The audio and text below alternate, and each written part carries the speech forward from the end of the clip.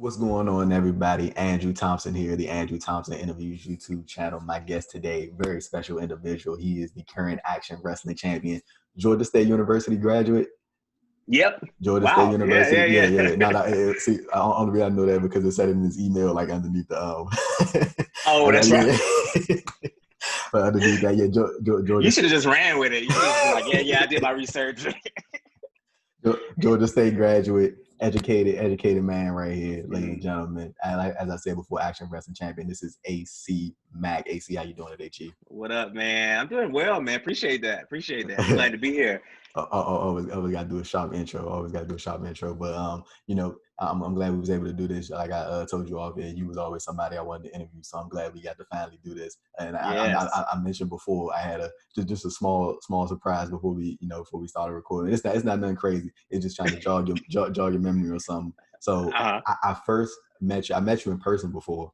I don't know if you remember. It was at the Primetime Pro Wrestling Show in March in DC. I met you in person before, and it was after the show. I remember I came up to you and I dapped you up. I was like, "That was a good show. You had a great match," and it looked like you was some post show celebratory celebrations. So you was like, just like, "Hey, I appreciate you." And then, was I drinking? Yeah. Okay. Then. I just wanted to clarify. Yes. Okay, that makes sense then. I'm glad you. So I was just wanted to bring that up, and I was like, I wonder if he still remembered that in any way. I actually do. Yes, I vaguely. I'll be honest, vaguely.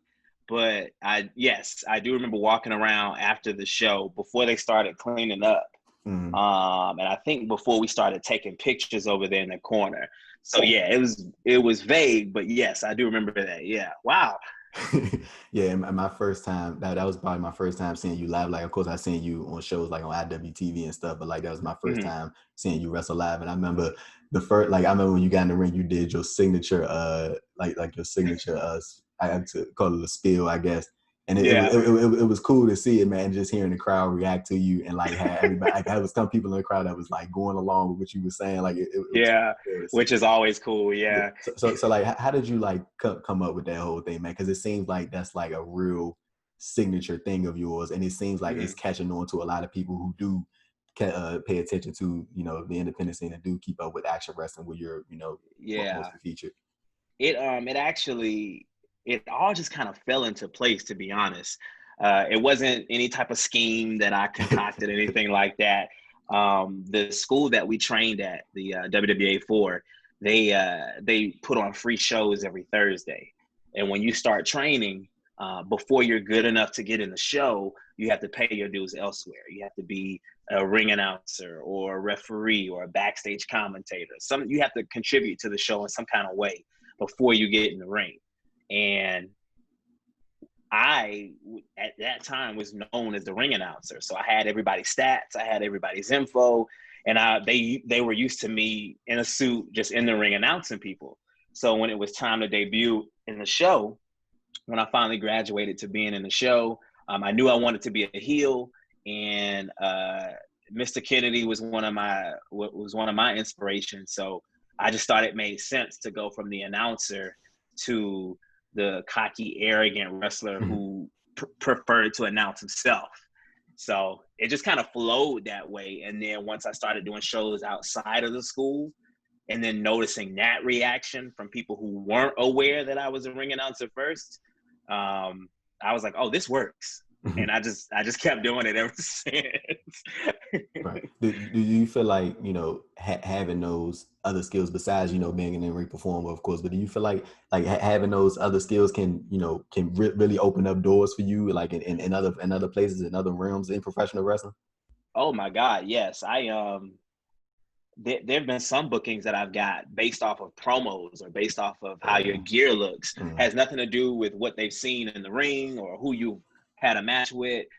It just depends on what they're looking for. And luckily, I have this asset, because I'm not the fastest, I'm not the biggest, I'm not the strongest, I'm not the quickest, I'm not the most technical. But I do have that. And so I just play that up as much as I can and fill a hole that's needed. So it helps. It definitely helps. And I mentioned that, when we first kicked things off, you are the current Action Wrestling Champion. And for those of you who don't know, AC has been the champion for coming up, like, I think it's almost 2 years now. I know it's been a 4 year, but almost 4 years now, the Action Wrestling Champion. Like, just tell me, like, what does that mean to you, man? Like, you've been the champion, the head of a promotion for almost 2 years now. And that obviously shows that they have faith in you and they want you and they view you as, the top guy in the promotion right now. Like just tell me, just as a performer, man, like, how does that feel to know that a promotion is literally just, full blast backing you like that? It means everything to me because, for one, Action is a home base for me. They've invested a lot in me, and I would like to think that I have returned that in the performances. To me, the main thing that comes to mind, or the main word I should say that comes to mind, is trust. They trust you to go out there and deliver no matter what, no matter where you are on the card, no matter how much time you have. They trust you to be a representation of the company as a whole, not just there, but when you go elsewhere, when you're at another show at a different state and you walk out with that championship, they're going to associate you and your likeness, your image, your attitude, your persona. They're going to compare all that or associate that with Action. So it meant a lot to me to be able to take that belt to SUP in Tennessee, to Primetime in DC, and Beyond in Boston. It meant a lot to me. It's not just a prop. A lot of wrestlers see it as just a prop. For me, it's a little bit more. It shows that the company knows that you're the man. They trust you, and it's a reward. So that's how I look at it. Yeah, I completely agree with you on that. I think it's cool that, because you don't really see, especially with independent promotions, I don't think you really see like these really, really lengthy title reigns. Like, you'll see a title switch every 2 months, or you'll see a title switch every month. But I think it just shows a lot from them, that they invested this in you, and they're like, and you could just tell that, that this reign is not going to end on some like fluke, like just some random. So like I refuse. Like, I refuse. Like you can just tell when it inevitably does happen, that you drop the title, if you end up dropping the title. But I feel like it's gonna be something really big, and it's gonna be worthwhile for all parties involved. And then even after that, I feel like just from you having this long reign, like, you'll forever be like, associated, or you'll forever be like within that Action Wrestling, family. Yeah. So I'm very proud of that, being the first one, being the only one so far. Yeah, all of that. Yeah, and I know the COVID-19 pandemic really kind of put a halt on the independent scene for a couple of months. I think you wrestled this month, right? Like, this month was August. Yes, August. I wrestled TWE in Chattanooga, August 8th. Okay, so that was my last match. Yeah. Yeah, and I know you had a bit of a gap there, because of the pandemic, from I think it was like March to to this month. Like, just tell me, what was it like I guess I'm assuming you haven't been back in the ring, but I'm pretty sure you probably got some place you could go to continue working on your skills. But like, what was it like to be back in the ring and be back around your peers and perform in front of your peers? It was a lot of fun performing in front of my peers and performing in front of the fans. I knew I missed it, but I didn't realize how much I missed it until my music hit and I walked through that curtain. It was a warm welcome. I'm normally a heel, normally the bad guy, but it was really good to just get that initial warm reaction because I did miss it. I was in the ring a few times here and there for a few stuff that was recorded and wasn't recorded, but just to kind of be in the ring. But it was nowhere near the amount that we're all used to. I went from being in a ring 3 or 4 times a week to not being in a ring for 3 or 4 weeks at a time. And so it was a bit jarring. It was being in the ring again for the first time. It was painful. Your body has to get used to being thrown around and being beaten up, basically, on a regular. So trying to condition your body back into that was difficult. But other than that, it's just been a blessing to get back in. That's for sure. So I was really excited. Yeah, and I know prior to the whole pandemic, I know one of the shows that you were scheduled for was I think it was GCW for the Culture Show. I know, man. Like I've interviewed quite a few people who were scheduled for that show, and everybody has the same reaction.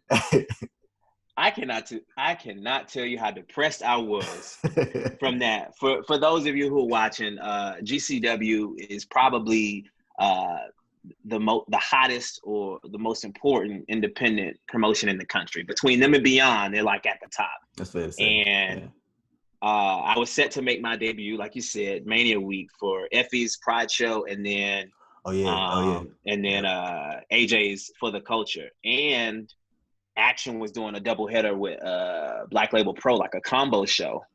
So you know, I was really excited. I had friends up here who were coming down for it. I had friends who moved to Florida who were going to drive to it, and it's Mania week. That's the biggest week for wrestling fans. So it was just going to be so many more eyes on you and so much more exposure. And it all just got ripped away. So that was really, really hard to stomach. Really, really hard to have to give that vacation time back, get the refund for the Mania ticket, not being able to do the shows. It was a bit much. So yeah, it definitely hit pretty hard. I know a lot. Now you good. I know a lot of people that were like really, really, really disappointed, and fans, including myself. Like we were very disappointed, you know, that the show had to get canceled. I think that show, it's sold out. I know a lot of people were very amped to see it, and even just to watch it, you know, even if they were going to be live in attendance, they were, you know, really excited to see the watch it on the streaming service. But like, just tell me like the significance of what that show was going to do. And I know they recently held the Black Wrestlers Matter show in Iowa, I believe. Not too long ago. I think that was last. Not too long ago. Yeah, it was last weekend. And but like just speaking about, you know, for the Culture and, you know, what that was going to do on that scale, that WrestleMania weekend down there in Tampa. Like, what do you think that show was going to do, you know, to, you know, elevate so many talented Black performers, man, that were really, and some people on that card were really under the radar, and I feel like that was just going to like bring a lot of people to, you know, a grander stage, and, you know, put a lot more eyes on a lot of people. Yeah, I think it was going to overall bring more eyes into African American performers, but I think it was going to show people that we have more to offer than being the comedic relief, you know, dancing and being happy all the time, which there's nothing wrong with that. I love R-Truth and the New Day and things like that. But I think what people need to realize is that we have just as many layers as our counterparts do. And I think this show was going to be a variety show in the best way possible for Black performers, to see that we can be happy, we can be sad, we can be nice, we can be mean, we can be funny, we can do all these things. More importantly, there were a lot of champions that were on that show, and to my knowledge, don't quote me on this, but to my knowledge, each champion was supposed to come out with their belt, so you can see how much gold that people were entrusting Black performers with. So hopefully that bigger companies can see, oh, okay, wow, maybe this is a thing. Maybe there is a market, because it definitely is, but maybe now they'll see how big of a market Black fans are. You know, there was a long time, I want to say almost 2 full decades where, you know, Black people just weren't watching wrestling. It is what it is. I won't go as far as to say that these companies are racist. They're not racist, I don't think. I think that they're just catering to the market that they have. And so, you know, who's more marketable? 9 times out of 10, it's going to be a Caucasian male.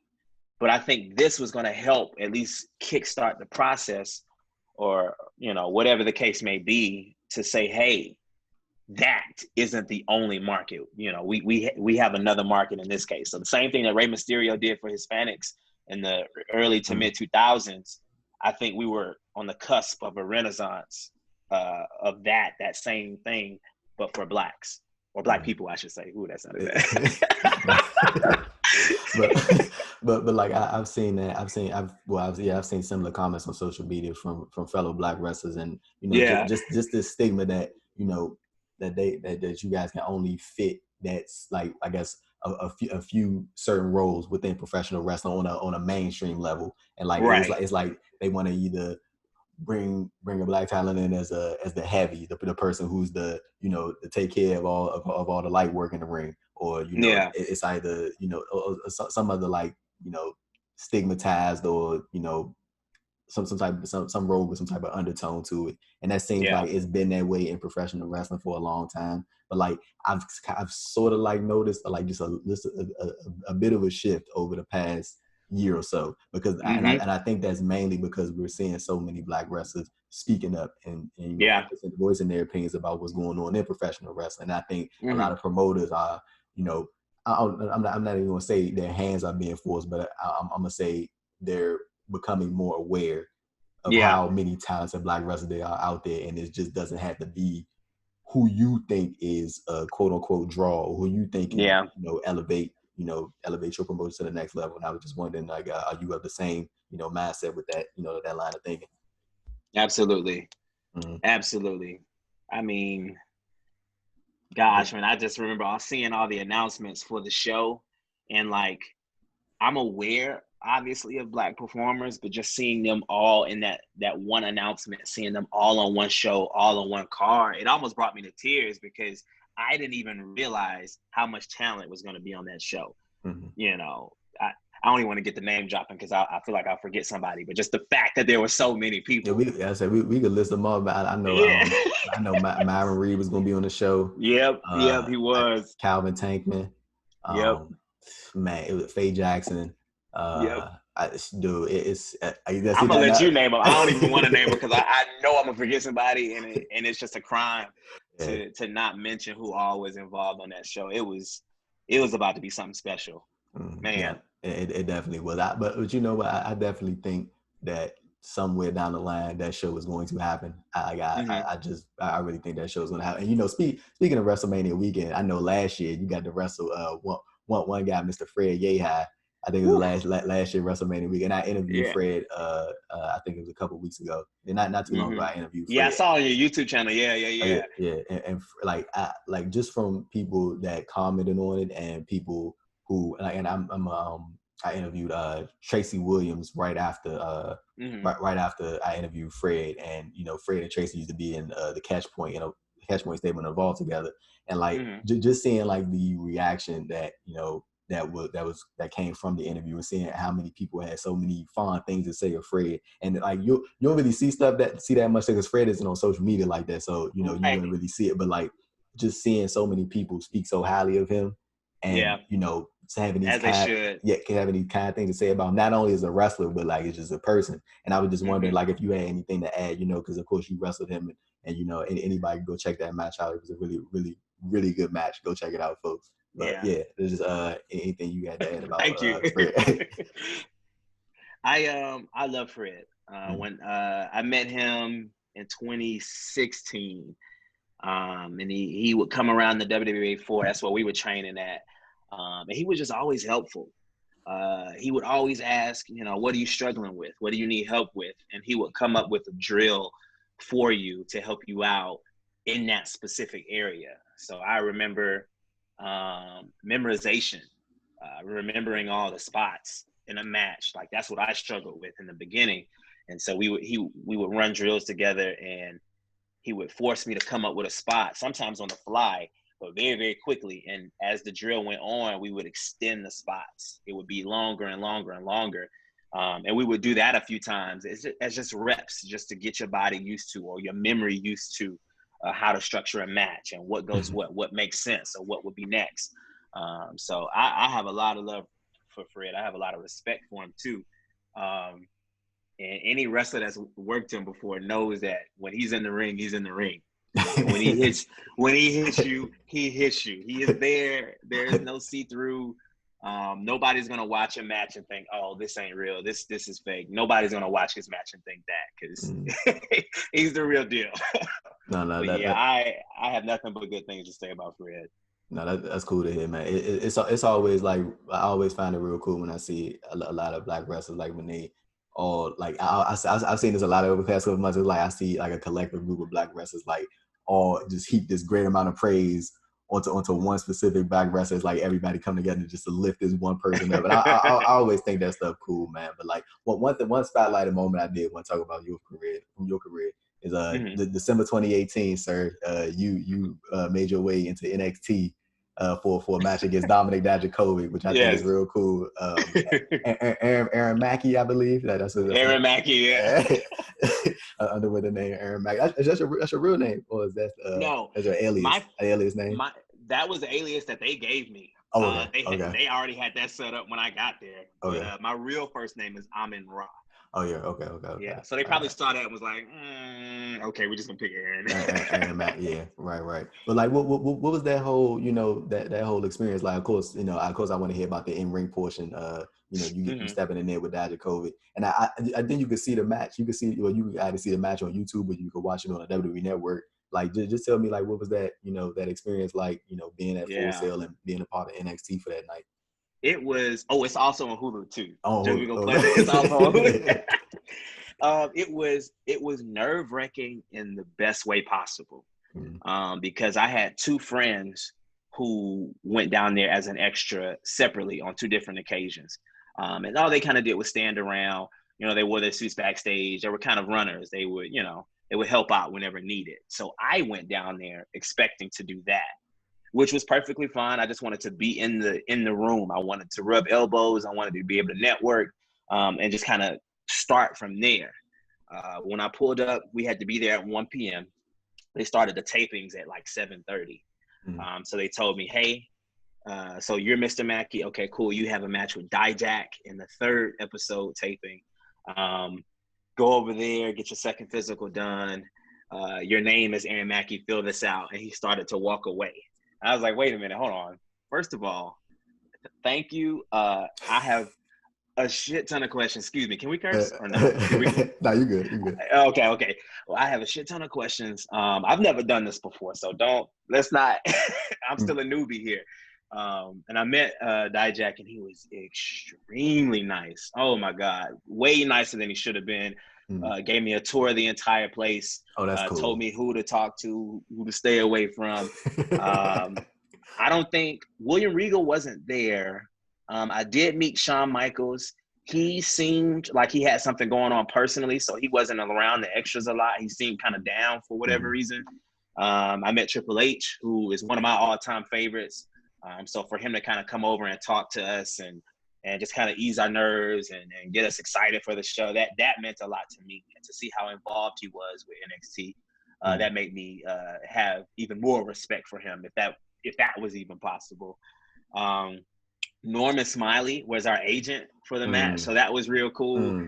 He kind of came over there and just kind of helped us out. It was a very, very short match, but you'll be surprised at how detailed they are with putting everything together, which making sure you sail a certain way and make sure you catch each camera out there. There's a shit ton of cameras, y'all. A shit ton of cameras and a shit ton of lights. I remember getting there and thinking, I was surprised at how small the venue was. Yeah. Like this side had like all your fans, and this side was just lights, just nothing but lights. So it was real cool. We put the match together, and I was supposed to take the finish a certain way, and it all came out great. So I was excited. They told me ahead of time, they were like, all right, you're not going to have an entrance. It's going to come back from a commercial. You're going to already be in the ring. Typical jobber stuff, nothing out of the ordinary. So I was like, fine. So I get to Gorilla, and they were like, well, actually, we're doing pretty good on time, so you'll get an entrance. Hey. And I started, no. I started to freak out because I was like, because even on the indies, I don't really have an entrance. I just, jump to the ring, snatch the mic, and do my intro. Right. I don't have a pose. I don't have any of that. I don't do it. And so. Do the finger point when you walk down the Man, it was rough. At least it felt rough. It felt so out of place. But walking out past the curtain and just seeing the fans and just walking on that stage it just felt right. And I just remember thinking once it was all said and done, I just want to go back. I definitely want to be in this scenario, in this environment. The agents loved it. I thought it was real cool. A few people who knew me from like that FIP or style battle stuff that we did in Florida, a few of the fans were in the crowd and chanted my name, my AC Mack name. So that was actually cool. Yeah, that was actually cool that they recognized me. And so I loved everything about it. It was a long and stressful day only because I was just nervous and just on edge for so many hours. But it was all good nerves. It was all good vibes. I got to meet everybody, and I don't know, it's just cool.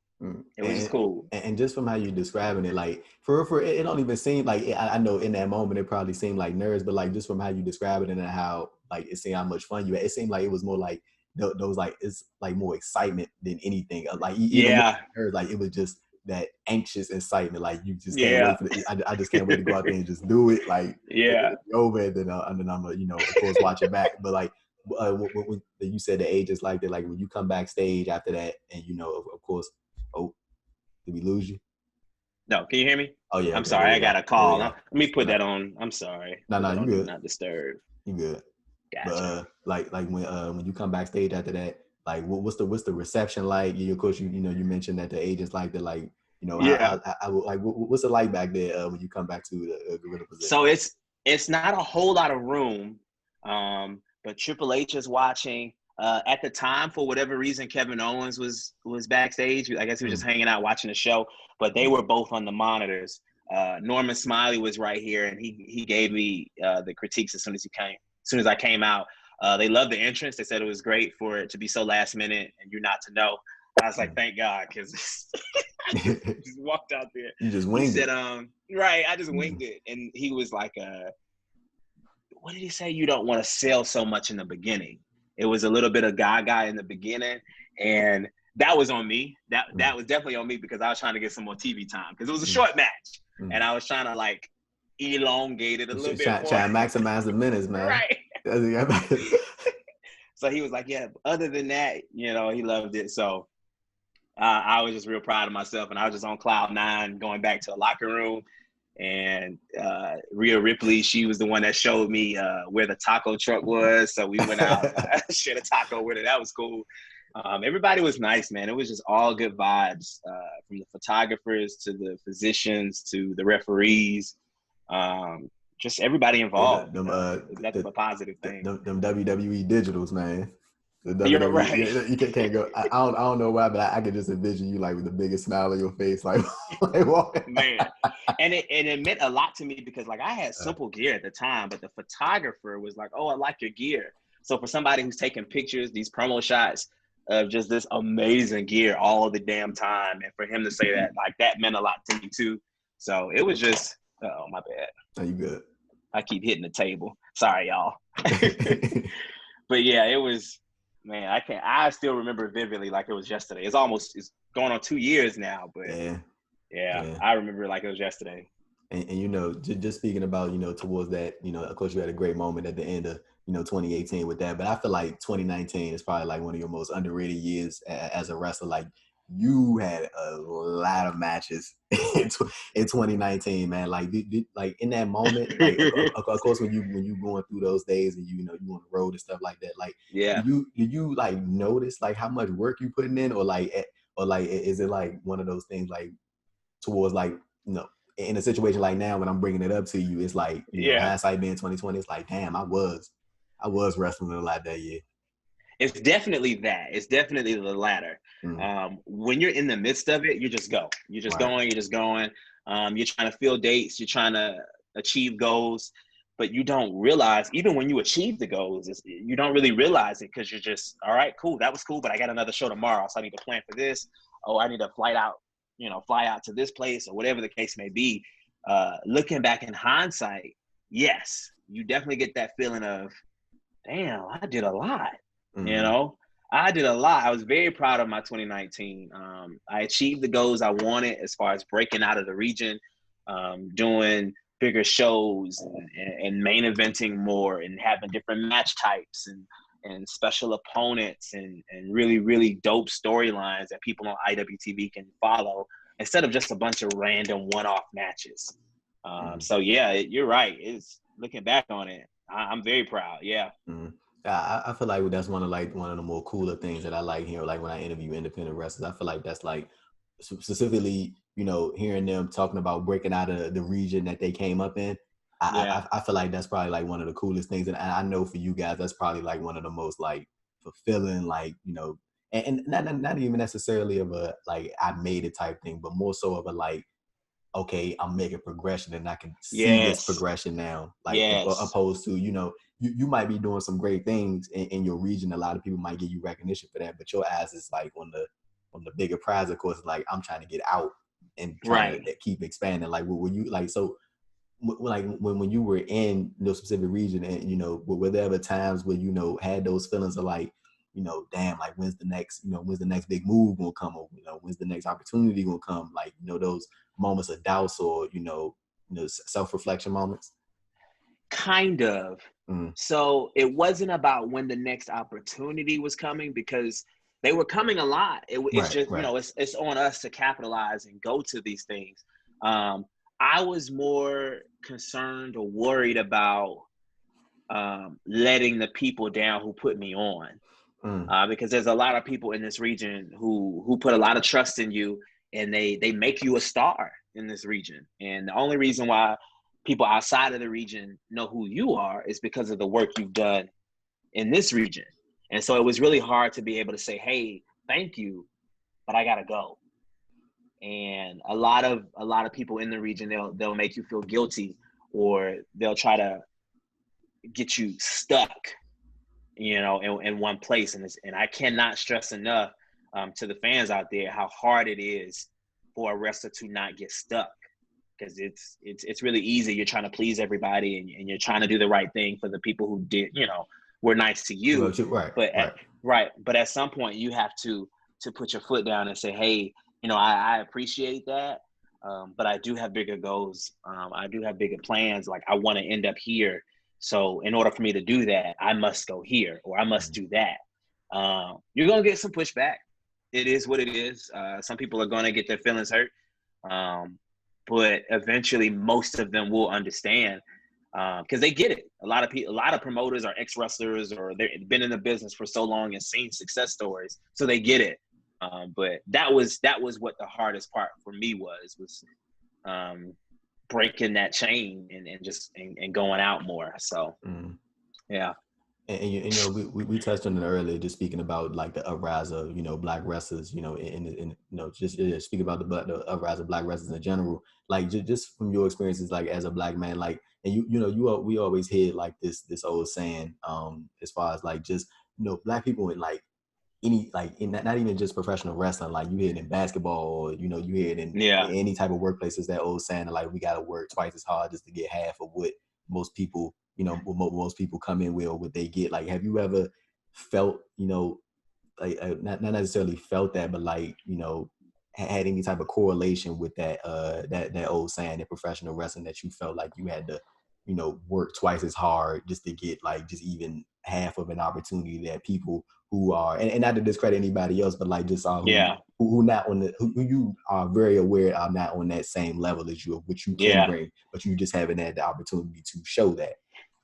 Yeah, I've definitely felt that multiple times.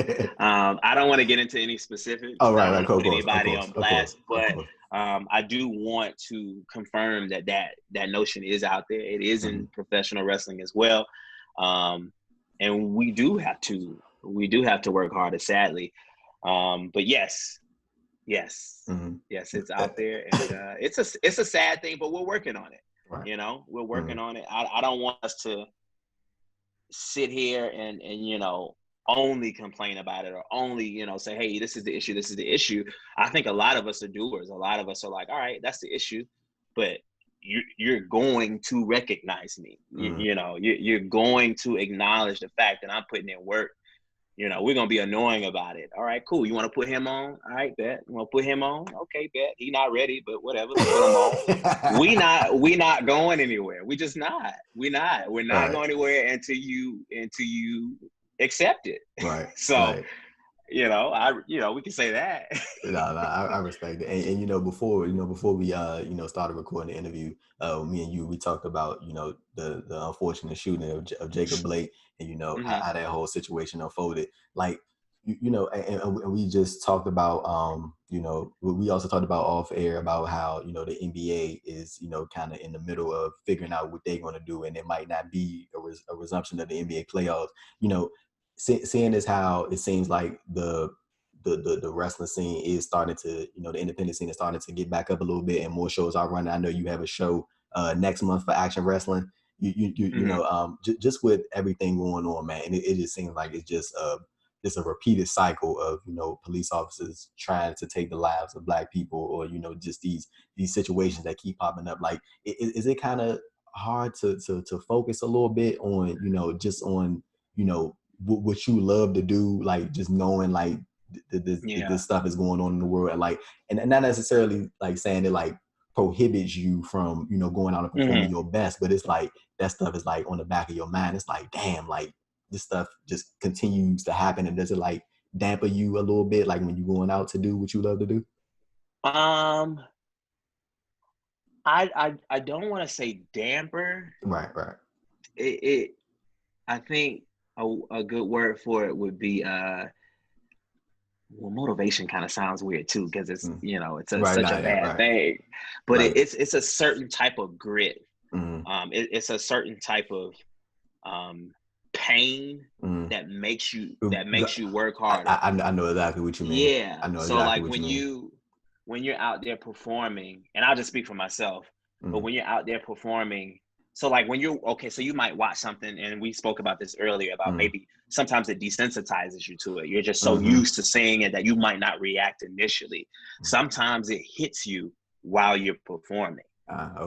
So you might be able to pull that anger out or that frustration out, and then channel that energy into your performance. I know there have been plenty of times where I've been in the ring and I'll lose myself because of stuff like that, or I'll be watching it back and thinking, I don't remember doing that. I don't know where that came from. I think that's the type of anger and the type of pain and the type of struggle that it comes out in the performance, rather than spilling it out on social media and saying the wrong thing when you shouldn't have said it or stuff like that. I think the best way and the safest way is for it to spill out in your art. So in a way, it kind of helps. It makes us work harder. We know what the issue is, but it's about time to take action. Being specific with what we want. A lot of people saying, okay, you're marching, but what do you want? You're saying defund the police, or you're saying this, and that, but what does that mean? What do you want? So I think it's about time we get more concise. And I think that's what I'm taking from all of this. Yeah. Right. And to sort of kind of transition out of that, just going back to your early days of professional, like I read, and then you'll correct me if I'm wrong, you were trained by AR Fox. Am I correct? Yeah. Man, like, okay, so I was like, okay, so this is the thing with AR Fox, right? I see so many, and it's really similar to Fred Ye had. Like, you see so many people praising AR Fox, man. Like, so many people have so many good things to say about him, and like, but I see people trying to praise him, and like AR Fox just be like nowhere to be found. Like he's like one of those dudes, like you try to tell him, you're doing so great, he be like, nah, I'm all right. Like, I'm good. So so like, I was just gonna ask you to speak about your experiences with him, and like him kind of being of that similar vein of Fred Ye had, like these guys who are very, very well liked within the wrestling community, and very well liked within our within the Black wrestling community specifically, but like just they're not like seeking out that that type it's of. Insane to me. They're both, especially Fox, they're both I think they're too humble. I know with Fox, he's not a social media person. He prefers to, stay to himself. Lay low. Right. But just being at that school with him every day, just in the trenches in that sweaty ass gym for hours and hours, and just seeing what he can do and what all he knows. It's a crime to me that he doesn't get the recognition that he deserves, that he isn't where he deserves to be. I personally think, and you can say I'm biased, but I think he's one of the best wrestlers in the world, simply because he could teach us anything. We weren't learning one style. I think people look at him and they see his high-flying ability, and they bring these harsh words on him, and they say these things about like how he's training us down there in the floor, and he's only a high flyer, he's just an indie guy. But no, it's not the case at all. We're learning hoes. We're learning how to wrestle for TV. Nobody is pigeonholed there. You can be whatever wrestler you want to be. I'm not. Yeah, I don't consider myself no indie high flying guy, but I was able to still learn from Fox because he was able to meet me where I was and help me there. No matter what idea you bring to him, whether it be in the ring or out of the ring, he always is able to take it, internalize it, and then make it better. No matter what style it is, I've seen him work every style. So, all that other stuff is just debunked. I think he is pound for pound, legit one of the best there is out there. I've seen it. I've seen it with my own eyes. I've been places. I've seen how great people are, and he deserves to be right there with them, if not above them. So it was absolutely amazing. It was a lot of fun too. He gives wrestlers the freedom to kind of explore with their characters in the best way possible. He doesn't tell you no. He lets you make your own mistakes, but he makes sure that you know the mistakes. That way you can learn from it, and you'll never make that mistake again. Well, character work, all that. We just had a blast, man. It's a huge experiment in the best way possible. So, and as you can see, he pushed out Austin Theory, who's on WWE. He pushed out Alan Angels and Lee Johnson, who are both on AEW. Sean Dean, Ryan Rembrandt, David Ali, they're all on AEW. So, I mean, the talent, the body of work speaks for itself, man. Right. Speaks for itself. Right. Saeed, I worked him one time, and he was like, yeah, man, y'all are like the X-Men down there. There's just so many of y'all that are so talented and so doing so many things. And I will never forget that, because I thought that was the best compliment, we could have gotten. So, he's amazing, literally amazing. And just speaking about, continue speaking about AR Fox. Like, I think my first time ever like seeing what was on that documentary series, The Wrestlers. That was my first time I saw him, and they had like clips of him training people. I think at that school, that same school that you're talking about, I think Austin Theory was there. Yeah, there was a bunch of other guys. And we had just started training when they were filming it. Yeah, and then they had like just real in-depth interview with him, and like that was like my first time like really seeing him like openly just let people know who AR Fox is, and that was like a real cool thing, because you always hear these stories and like hear like like we just talked about how helpful he is, but like it was cool to hear from the from the man himself. And just speaking about with what you were able to pick up from him, and also that experience at NXT, of course learning all the different cameras, and being able to just pick up a whole variety of different things, like, and then you absorb all that knowledge and then take it out to the independent scene. Like, did you notice like sort of like your game sort of like rose up a little bit, like just maybe you in a pinch, like you started Oh yeah, especially with the camera, like you mentioned, just being aware of where the camera is at all time. You got a hard camera, you got Roman cameras, being able to sail towards them, making eye contact towards that, pausing, move, pause, and then let your face show, let people see how you're feeling or what you're feeling. All that sounds super, super simple, but I could show you a match with that, and I can show you a match without it. And I think you'd be surprised at how big of a difference just that is. Not the moves, not the entrance, that right there, the facials and working the camera. It's as simple as that. It's a Shawn Michaels rule, as a lot of people say. So just that is probably the main thing I got from them. Communication, how everybody's in tune, from the gorilla position to the referee to the announcers or the ringside help that they're helping with the time cues and everything, who to look at. I was just blown away at how everything was like in sync, and how much, honestly, how easier it is there than it is on the indies. You're kind of by yourself on the indies, you don't have all that technology, you don't have all that help, so. Yeah, I know, like just adding in here, I ain't gonna cut you off, my bad, but no, like, you're good. But like you mentioned that, and I know like in most like nationally televised companies, they have the referees with the earpiece in, so they can communicate to the back, and like they let people know, hey, you got this amount of time. I love that.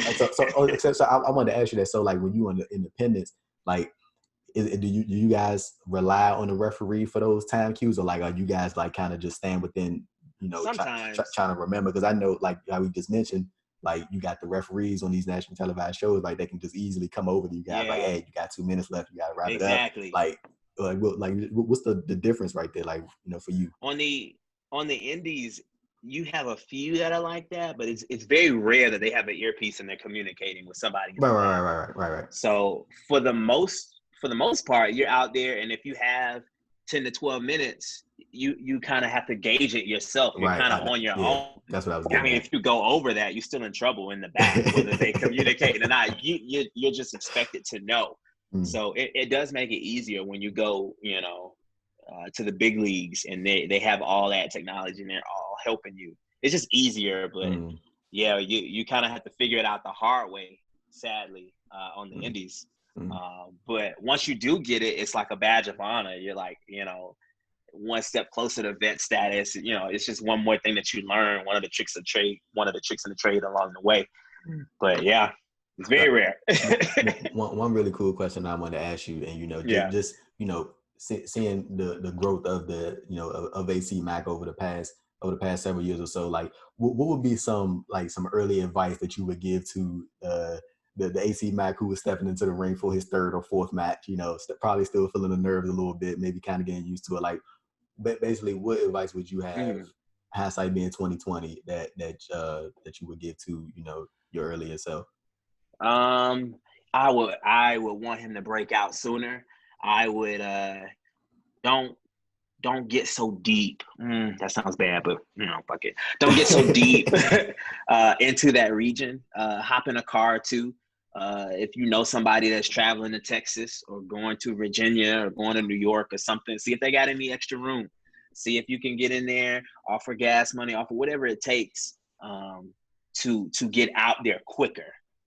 So that's probably the best advice I would give. Yeah. Like, so, and something you said kind of really just caught me right there, because I feel like a lot of people that's kind of like a lot of things, like it's something like similar to what a lot of people do. Like I'm kind of in the same way. Like, I was in the same way. Like I was like real like self-reliant as far as like what I do, like as far as like interviews and writing and stuff. Like I didn't really want a lot of help, even though like it was like it would be real easy, just for me to be like, I can easily just take the help that someone offering. But it's like the inner feeling of you want to do it on your own type thing. Like, what was that kind of like the mindset that you were in? Maybe like just maybe even a slight bit, like you just wanted to do it on your own. Yeah. It was that, and what I mentioned earlier about not wanting to let anybody down that put me on, not wanting to sever that tie so soon. But yeah, that is a part of it. Yeah. Wanting to do it on your own and just not realizing how big this bubble was. And when I say bubble, I mean indie wrestling as a whole. Honest, because I didn't know what the indies was until I started training. I knew of Ring of Honor, but that was because I watched TNA. But other than that, outside of that, I had no idea what CZW was. I had no idea PWG. None of that. It was all new to me. So knowing what I know now, the advice would definitely be get out there. Because it's a big world to see. And you mentioned like, PWG, like just for me seeing you in person, I feel like your style of wrestling, like that's like like hand in hand right there. Like I feel like AC Mack and PW. No, I'm serious though. Like not even blowing smoke. I feel like that would be like hand in hand right there. And what's so funny to me is that I disagree. I think I'm the opposite of like fitting into whatever the stereotypical PWG thing is. I do think it would work for that reason. You know, this arrogant loudmouth heel who comes in here and it's like, that's what I'm saying. Not right. None of this hardcore shit. Fuck all that. I'm gonna be me. Blah blah blah. I think that would get some really good heat there. So I do think it'll work. But man, I could definitely see like the first time you like I could definitely envision you going to PWG for the first time and you doing that and getting it, you know, getting that crowd reaction, of course. And then I feel like over time it will be like a growth of appreciation. Like more so the like, oh yeah, we get it. That's we fuck with it. Right. Yeah, and in a way, it's better. I don't know if you're familiar with SUP in Nashville. Yeah, I've heard of SUP. Yeah, but that's kind of how the reaction from me there is. It's like, you know, coming out of the gate and they're like, what's going on? Who are you? Blah, blah, blah. But over time, they're like, oh, okay, yeah, we get it. You know, he cool. We fuck with him. But here, we got a boo, but we like him. Right. And, so it's pretty cool. And you know, just as far as like other things that you're looking to accomplish in professional, like would heading to Japan ever be something that you would ever be interested in? Like there are so many different places in Japan. Like I know immediately when people, you know, probably say Japan, first thing to think of is New Japan. And of course, like I'm pretty sure that wouldn't be an issue at all. But like you got Noah, All Japan. It's so many different promotions down there that you could work at. Like whatever would be something that you would be, you know, willing to entertain. I'm open to it all, man. Right. I don't want to close any doors. I don't want to burn any bridges. So a lot of people like to write their goals down, and they definitely preach that. I'm not against it, but I just see myself as a little bit more free. I definitely want to make it to the big leagues, wherever that may be. I definitely want to make a living doing this because this is what I love. But I'm a free spirit, man. If something opens up in Japan, then yes. In the UK, then yes. Canada, yes. You know, I'm open for it all. So. Yeah. No, it seems like just from what I took from that, it just seems like you are very focused on what's next type thing. Yeah. And you just like, okay, this is especially what next. now that 2020 got snatched away from us. Especially now, Yeah, nah, 100%, man. Well, AC, man, I think we've been going for close to 40 minutes, probably 50 minutes now. Man, look, anything that you want to plug, merchandise, social media, like, floor is yours. We'll make sure to plug it in the description of this video. Yeah, I want to plug everything, man. Social media, I'm AC Mack on everything. Either AC-Mack or AC_Mack. That's Instagram, Twitter, Snapchat, TikTok, Tumblr. If you still do that, I'm there.